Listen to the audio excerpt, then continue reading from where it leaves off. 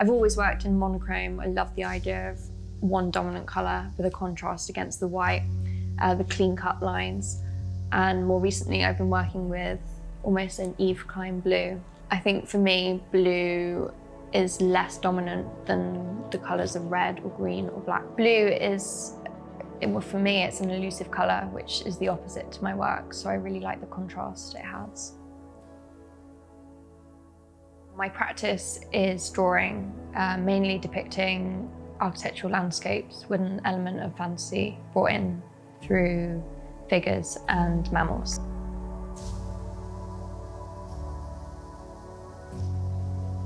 My name's Beth Rodway, and previous to the drawing year, I studied architecture at Brighton University. In my undergraduate studies, I think what I was most interested in was the narratives and the stories behind the design process. And through drawing that, I knew I had to explore that more. So after my undergraduate studies, I went to work into practice. I then came home from work one day and sat down and said, I just need to draw every day.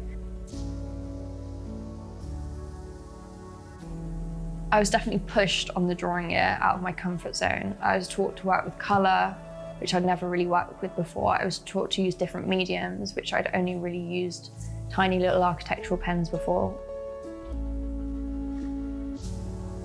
The most valuable part of the drawing year for me was the studio room with colour. It was a class with Mark Hazlitt. It really pushed my boundaries. We used to make cut-out shapes, almost like a theatre stage set. I remember one class, we were studying Henry Rousseau.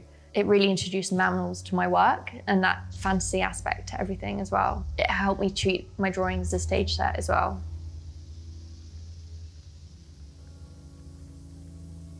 The drawing year for me is almost like a family. Like once you leave, you don't completely leave. They always look after you.